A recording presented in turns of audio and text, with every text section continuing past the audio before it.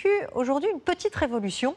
Le ticket a commencé sa lente disparition. Seuls les trajets à l'unité seront disponibles en version carton. Une sacrée page d'histoire qui se tourne, comme nous l'explique Marine Brossard et Jean-Yves May.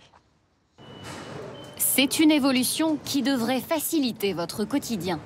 On les jette n'importe où, ça prend de la place dans les poches. Autant passer sur une carte, c'est plus pratique.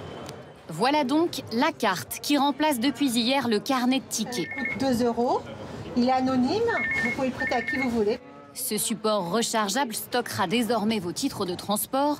Ces bouts de papier ne seront bientôt plus que des reliques. Pour nous, le ticket métro, c'était un souvenir. Le souvenir d'un bon moment, la trace d'un passage dans la capitale. Descendons chez Grégoire Tonat. Nous ne sommes plus sous terre, mais bien dans sa maison. Depuis son enfance, ce Parisien récupère tout ce qui est lié au métro. Ça, c'est quelque chose qui a 80 ans à peu près. Hors de question pour lui de jeter ces si précieux sésames. Ça, c'est ma collection de tickets de métro. Il est passé par toutes les couleurs. Donc, au début, il était beige et rose ou rouge pour changer un peu après. Il est passé à cette couleur violine pour enfin, en 2007, passer au blanc, qui est toujours la couleur actuelle. Ils sont tous troués, bien sûr, puisqu'ils sont compostés. Ils ont été utilisés.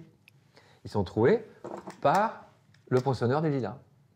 Je fais des trous, des petits trous, encore des petits trous. Chanté par Serge Gainsbourg, le poinçonneur disparaît en 1973, quand naît la bande magnétique.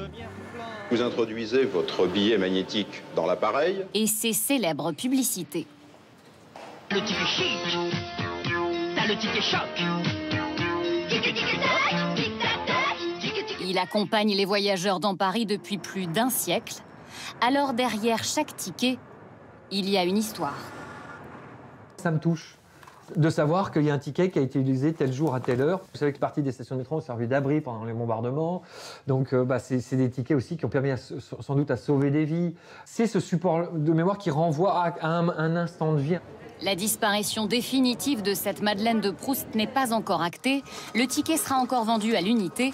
De quoi vous laisser le temps de mettre de côté un morceau de l'histoire de Paris.